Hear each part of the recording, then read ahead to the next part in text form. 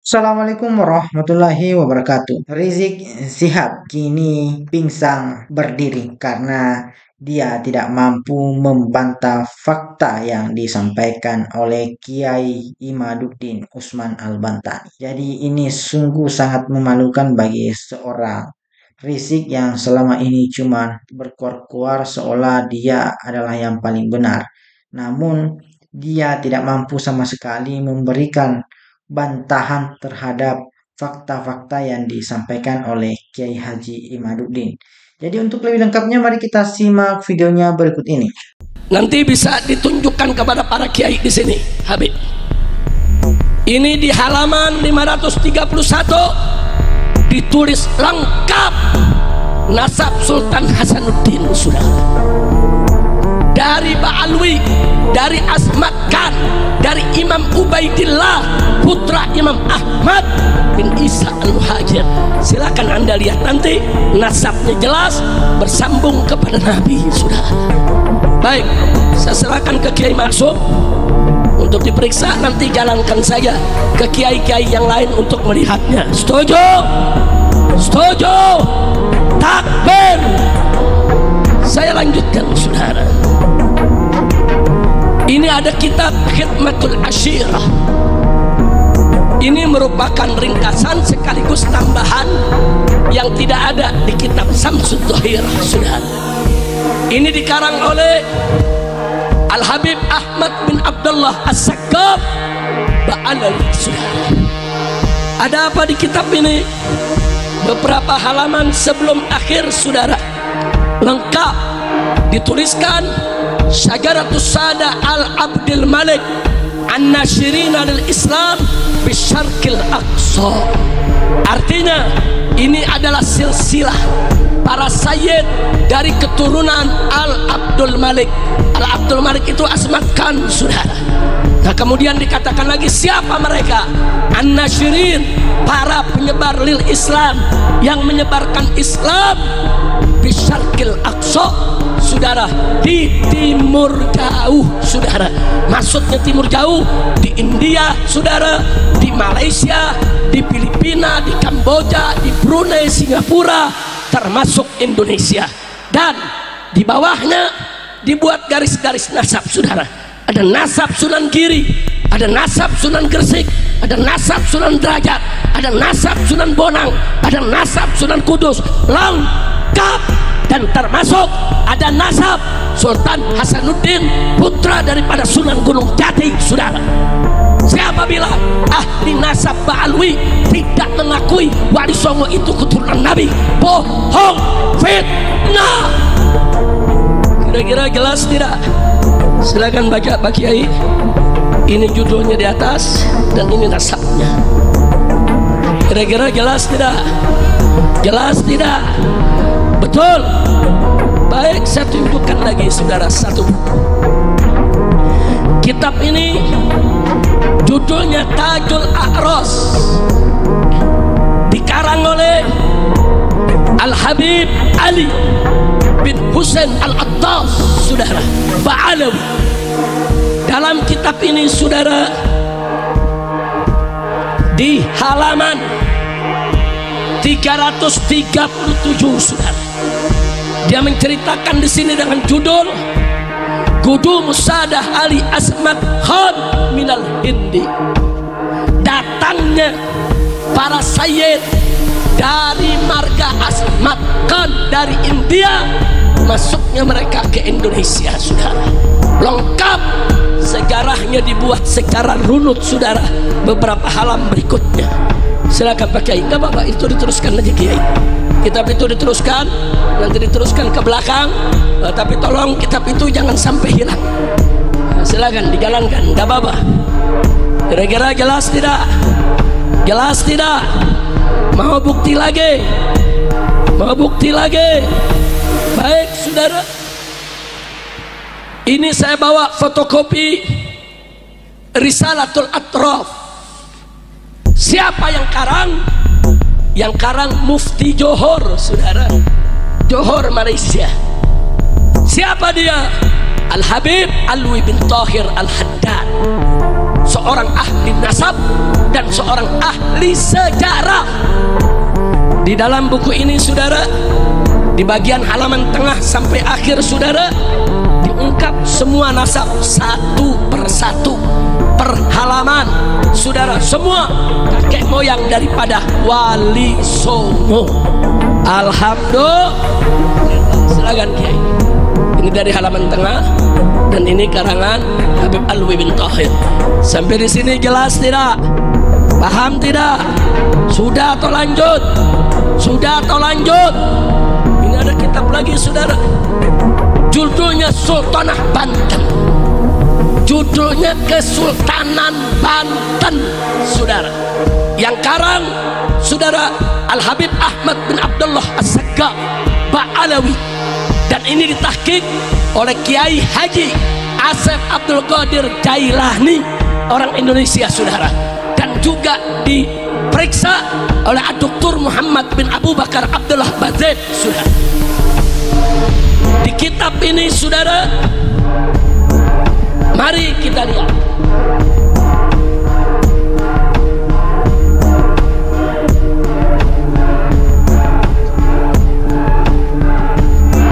Dalam kitab ini dituliskan nasab Sultan Hasanuddin saudara, rinci bahwa Maulana Hasanuddin bin Maulana Sarif Hidayatullah saudara, bin Raja Umdatuddin bin Ali Nuri Alam bin Maulana Jamaluddin Al-Akbar Al-Husain saudara, bin Sayyid Ahmad Shah Jalal. Kemudian selanjutnya disebutkan lagi di sini saudara, sampai kepada Nabi kita Sayyiduna Muhammad Sallallahu Alaihi Wasallam. Silakan Pak Kiai, dari mulai sini bacanya dari sini kemari. Nah, ini semua kitab. Saya mau tanya, yang karang siapa? Mbak Alwi bukan? Mbak Alwi bukan? Berarti Mbak Alwi mengakui tidak nasab Wali Songo? Jawab kompak, Mbak Alwi mengakui tidak nasab Wali Songo? Betul. Jadi kalau ada mengatakan Mbak Alwi tidak mengakui, bohong tidak? Fitnah tidak? Pertanyaannya, kenapa dia ngebohong saudara?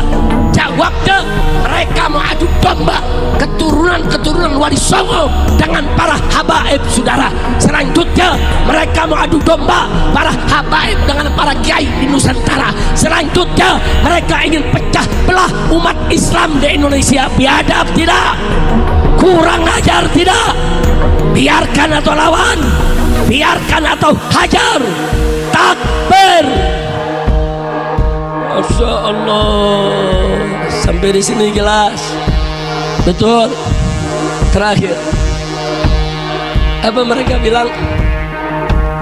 Tidak ada lembaga nasab dunia yang mengakui Mbak Alwi itu sebagai turunan Nabi.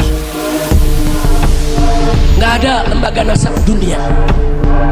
Sampai-sampai ada salah satu DPD organisasi Islam di Garut saudara, mengeluarkan selebaran, isinya jangan undang habaib,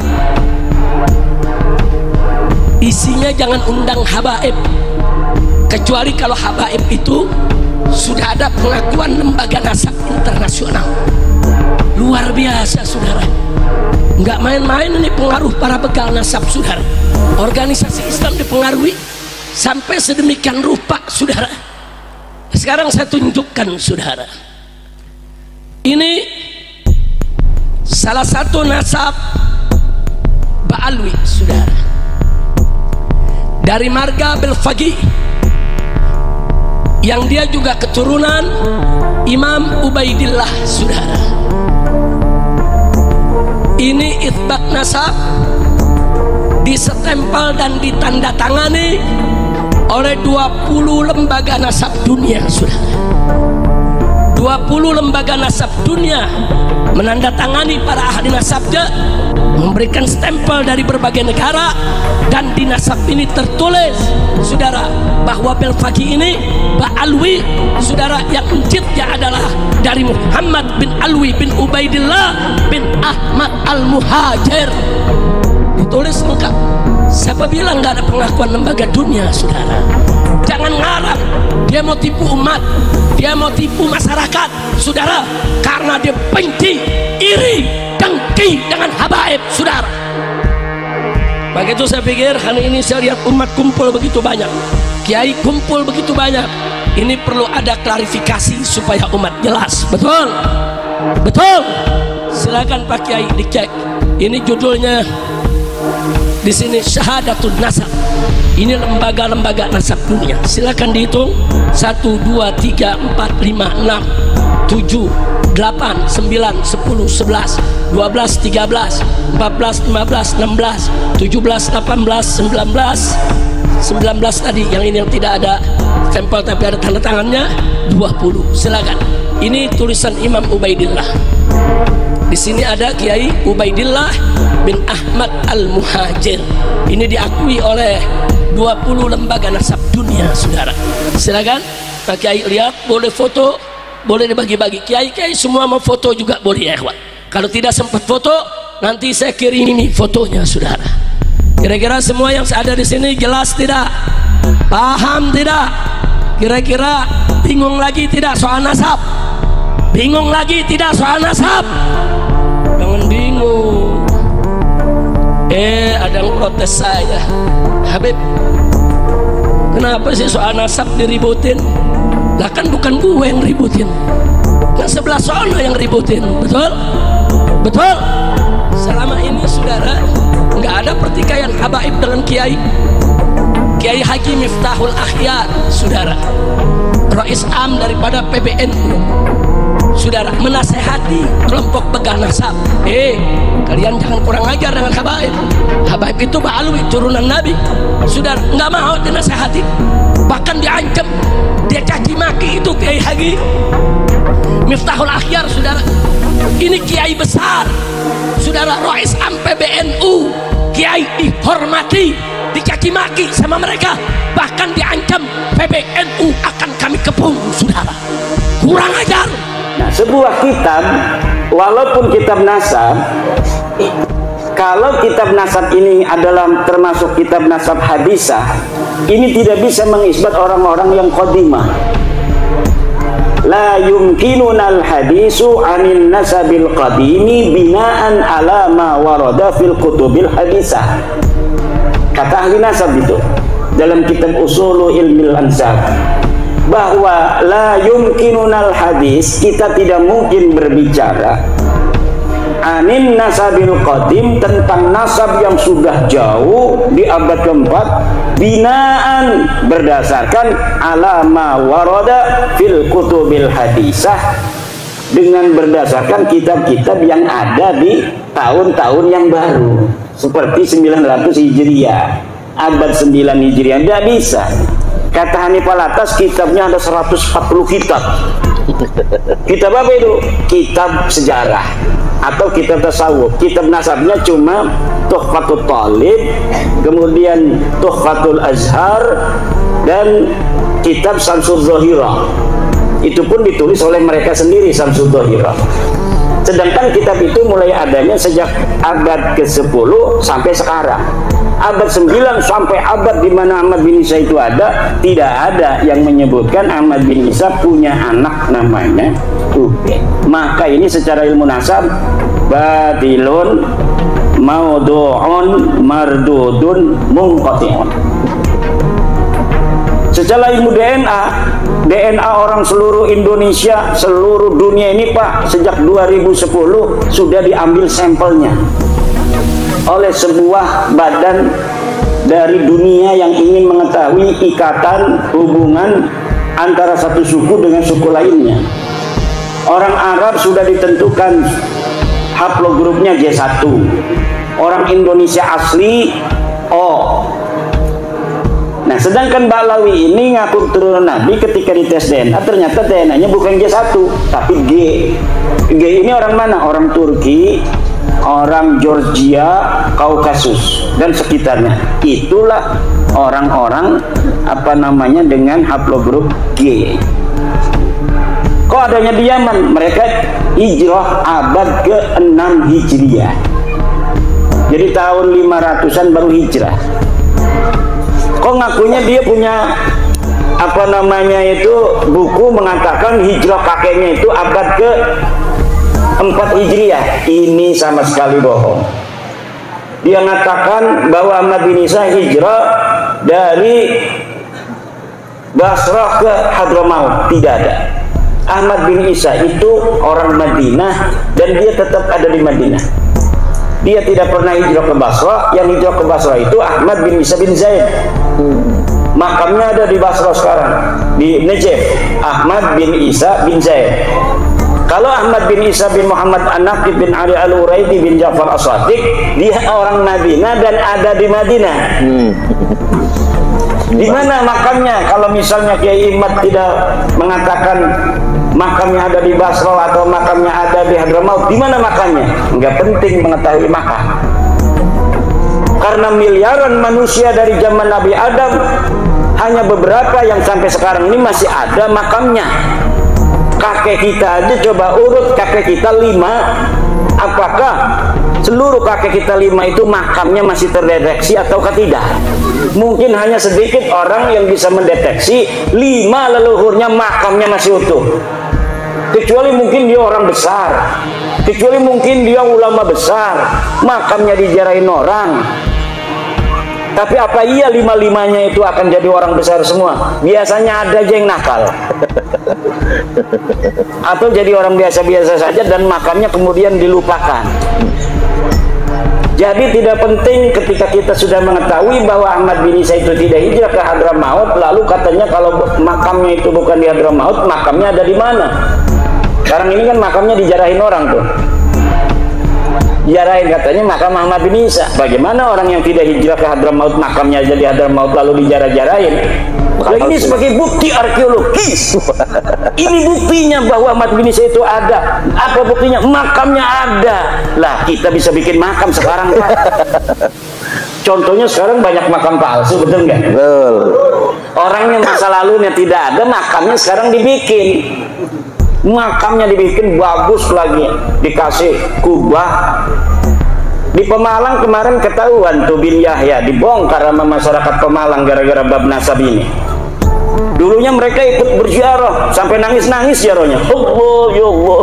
Sekarang dia yang bongkar sendiri. Tapi kita ingin mengatakan bahwa kalau kita umat Islam ini cinta pada Rasul dan wajib menjaga keturunan Rasulullah.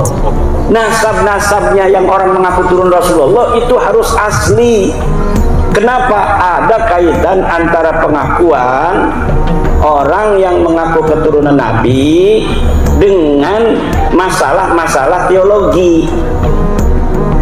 Kan kita ahli sunnah wal jamaah. Dalam ahli sunnah wal jamaah kita wajib mencintai ahlu bait. Ahlu bait itu tadi, la as'alukum alaihi ajra illal mawaddata fil qurba. Siapa itu? Kata Ibnu Abbas, Rasulullah pernah mengatakan yang dimaksud al-qurba itu pertama adalah Aliun wa Fatimatu wa waladahuma. Ali, Fatimah dan 2 anaknya. Selain ahli bait yang 5 ini termasuk baginda Nabi, keturunannya pun dalam tradisi, bukan dalam ajaran. Dalam tradisi ahli sunnah wal jamaah ini mendapatkan tempat. Kenapa saya bilang itu dalam tradisi bukan dalam ajaran? Karena tidak ada satu dalil pun yang kuat yang menyatakan kewajiban kita untuk mencintai keturunan Nabi itu tidak ada. Kalau mencintai ahli bait ini yang tadi itu Fatimah, Ali, siapa, Hasan, Husain, itu ada dalilnya tadi. Pertanyaan dari Ibnu Abbas, wa man qarabatukal ladzina wajabat alaina mahabbatuhum. Siapa kerabatmu ya Rasulullah yang wajib kami cintai? Kan wajib tuh. Itu dilalatan sorihatan, wajib mencintai mereka. Siapa? Dijawab oleh Nabi, Aliun wa Fatimatu wa waladahuma. Ali, Fatimah dan 2 anaknya. Kalau keturunannya tidak ada dalil yang sharih yang menyatakan bahwa kita wajib sebagai umat Islam untuk mencintai turun Nabi, tidak ada. Tapi walaupun tidak ada, di dalam tradisi kita memiliki perhatian khusus, kecenderungan khusus untuk mencintai keturunan Nabi. Akhirnya kecenderungan mencintai keturunan Nabi ini dimanfaatkan oleh orang-orang yang mengaku keturunan Nabi. Maka bapak-bapak, ibu-ibu, sampai sekarang ini seluruh dalil-dalil saya yang saya sampaikan tentang keterputusan nasab mereka itu belum bisa dijawab, baik di dalam bahasa Arab maupun dalam bahasa Indonesia. Dalam bahasa Arab saya sudah mengarang Al-Mawahib Al-Laduniyah fi Qita'i Nasabi Ba'alawi ibn Ubaidillah. Kemudian saya juga mengarang kitab I'anatul Akhyar fi Jawab Syekh Abdullah Mukhtar. Ini ada seorang kiai, Syekh Abdullah Mukhtar, yang menjawab tesis saya dengan bahasa Arab. Kemudian saya tulis jawaban-jawabannya dalam kitab I'anatul Akhyar fi Jawab Syekh Abdullah Mukhtar. Kemudian saya juga mengarang kitab Al-Ma'arif Ar-Rabbaniyah fi Hifdhin Nutfati An-Nabawiyah. Ini adalah jawaban untuk Kiai Qurtubi dari Lebak. Dia bikin kitab namanya kitab Ihya'ul Mauta, menghidupkan orang-orang mati. Itu Fakih Muqaddamah gitu.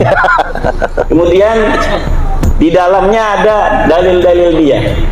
Saya jawab semua dalilnya dalam kitab Al-Ma'arif Ar-Rabbaniyah fi Hifdhin Nutfah An-Nabawiyah. Dan semua kitab saya itu, para kiai, ada di internet yang bisa di-download, kemudian bisa di-print out gratis. Siapa saja yang masih memiliki keraguan terhadap apakah Ba'alawi ini cucu Nabi atau bukan, itu bisa melihat dalil-dalil saya. Dan apabila ada yang mau membantah, dipersilahkan untuk membuat kajian yang sama dan kemudian dituangkan di dalam sebuah kitab atau sebuah buku, baik yang berbahasa Indonesia, yang berbahasa Arab. Itu kebanyakan saya langsung menanggapinya dengan tulisan. Yang membuat tulisan saya balas dengan tulisan. Ada dari Tarim, seorang Habib dari Tarim sudah mengirim sejak awal. Dia bikin kitab, kemudian saya jawab kitabnya. Ada dari Saudi Arabia, bikin kitab bantahan, sudah saya bantah. Kemudian dia tidak bantah lagi. Ada lagi dari Malaysia, bikin kitab, kemudian saya bantah, tidak bantah lagi dia. Namanya Al-Mahdani. Yang berbahasa Indonesia, Rumel Abbas. Kalau dia ini agak logis. Karena apa? Karena dia berusaha untuk mencari kitab-kitab abad ke-5 ke-6. Dia katanya mendapatkan, setelah saya teliti, ini kitab tulisannya aja abad ke-6, tetapi ternyata ditulisnya tahun 1960 Masehi. Baru 50 tahun. Jadi kitabnya saya sebut kitab palsu. Dari mana saya tahu palsunya itu? Ya, ada metodologinya kita untuk mengetahui sebuah manuskrip itu asli atau tidak. Kemudian apakah manuskrip itu betul-betul sesuai dengan yang diatribusikan namanya.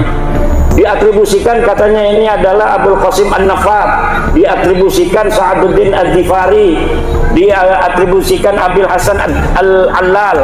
Ternyata semuanya palsu. Dan saya sudah membuat, coba cari di internet manuskrip palsu Ba'alawi versi Rumel Abbas. Itu bisa di-download, bisa di-print out, bisa dipikirkan oleh bapak-bapak sendiri. Benar nggak itu Rumel yang mengatakan dia menemukan manuskrip, kemudian saya katakan palsu, dan saya sebutkan bagaimana dalil-dalil sehingga saya bisa mengatakan manuskripnya palsu. Kitabnya baru dibikin 1960-an. Itu ada, tinggal di-download. Di-download itu Pak diambil, kemudian bisa di di print out oleh anaknya. Minta anak tuh, katanya saya pengen lihat itu bener nggak Rumel Abbas itu manuskripnya palsu. Coba downloadin, nanti Bapak akan melihat bagaimana bentuk manuskripnya, bagaimana jawaban saya. Dari situ bisa menilai mana yang benar, mana yang salah. Jadi bisa kita saksikan tadi bagaimana videonya, dan semoga video ini bisa bermanfaat dan menambah wawasan kita. Assalamualaikum warahmatullahi wabarakatuh.